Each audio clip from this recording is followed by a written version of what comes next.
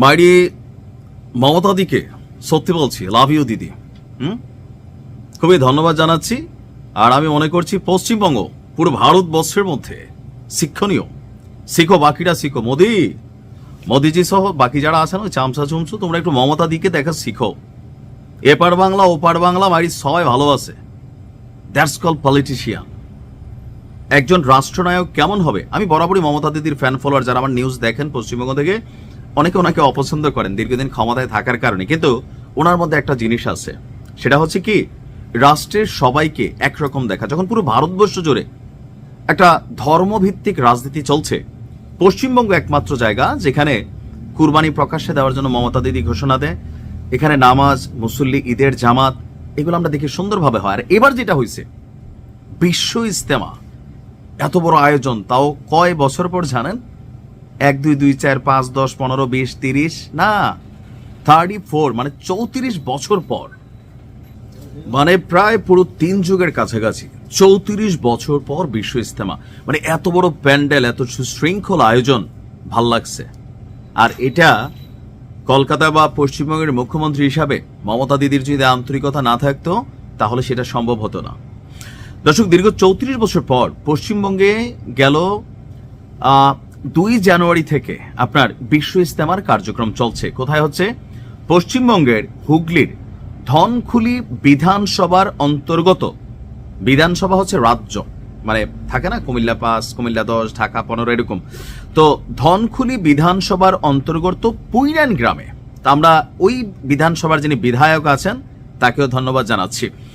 প্রায় 60 বর্গ kilometre area, বিশাল। আমি একটা ভিডিও দেখছি এটার। এই বিশাল জায়গা জুড়ে ইজতেমা আপনার চলছে, আর গতকালকে শেষ হয়েছে। আমি একদিন পরে করছি নিউজটা। ভারতের বিভিন্ন রাজ্য এবং বিভিন্ন দেশ থেকে, বাংলাদেশে তো বিশ্ব ইজতেমা হয়, সারা পৃথিবীর বিভিন্ন দেশ থেকে এখানে মানুষ আসে। আর যেহেতু এত বছর পর পশ্চিমবঙ্গে খুবই সুন্দর সুনিপুণভাবে 2 3 4 5 4 দিন ভেবে বিশ্ব ইজতেমার আয়োজন করার সাহস করেছে সে বিধায়ক বা মমতা দিদির সরকার। এত সুন্দরভাবে শেষ হয়েছে। আরেকবার ধন্যবাদ, বারবার খালি ধন্যবাদ আসতেছে। তো এখানে সারা ভারতবর্ষ প্লাস সারা পৃথিবী থেকে ধর্মপ্রাণ মুসল্লি যারা, তারা সেখানে জয়েন করেছেন। প্রশাসন বলছে ইজতেমায় আগত মুসল্লিদের জন্য রাখা হয়েছিল একাধিক ব্যবস্থা। প্রায় 10 থেকে 12 লক্ষ মানুষ ইজতেমা প্রাঙ্গণে জুমার নামাজ আদায় করেছিল। ইজতেমা ময়দানের আশপাশে 170 শয্যা বিশিষ্ট অস্থায়ী হাসপাতাল তৈরি করা হয়েছিল এবং সেখানে সকল চিকিৎসার ব্যবস্থা রাখা হয়েছে। হয় কি, যেমন বেগম খালেদা জিয়ার যে জানাজা ছিল সেদিন এখানে একজন মারা গেছেন। তো এরকম বড় বড় যখন মানুষের সমাগম হয়, ভিড় হয়, অক্সিজেন সংকট হয়, পদদলিত হয়, হুড়াহুড়ি ভিড়াভিড়ির কারণে নানানভাবে ক্ষতিগ্রস্ত হয়, মানে অসুস্থ হইতে পারে, এটা তো কোনো টাইম টেবল নাই। তো দেখেন এখানে কত সুন্দর একটা ব্যবস্থা রাখা হয়েছে।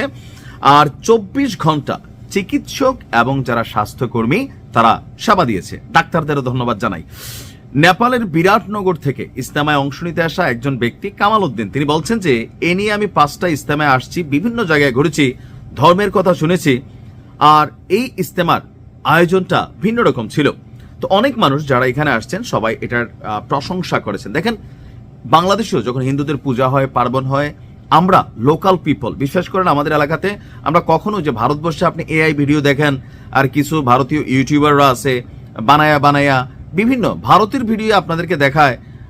যে গতকালকে একটা ভিডিও বানাইছে, একটা হিন্দু মেয়েকে এআই দিয়া বানাইছে, বলতেছে দাদারা ও আমাকে জোর করে বিয়ে করবে, না হলে আমার বাড়িঘর জ্বালিয়ে দিবে। পুরো ভারতবর্ষ তোলফাড়। দেখা গেল কেটে এআই ভিডিও। ভাই, এগুলাতে কিন্তু বিভ্রান্ত হবেন না। 2-1টা জায়গায় ঘটনা ঘটে, বাট ম্যাক্সিমাম পলিটিক্যাল ইস্যুতে বাংলাদেশের মানুষ যেমন হিন্দু, মুসলিম, খ্রিস্টান, বৌদ্ধ, আমরা চাই সম্প্রীতির বাংলাদেশ। যার যার ধর্ম, যার যার অনুষ্ঠান পালন করবে। আমরা পারলে সহযোগিতা করবো, নয়তো দেখবো না, তো খুশি হব যে আমার দেশের আরেকটা ধর্মের মানুষ এতটা ভালো আছে, তারা তাদের কর্ম পালন করতেছে। তো ভারতবর্ষে এই কঠিন সময়ে মমতাদির এমন দুঃসাহসকে ধন্যবাদ দিয়ে আজকের ভিডিও শেষ করছি। ভালো থাকুন। আসসালামু আলাইকুম।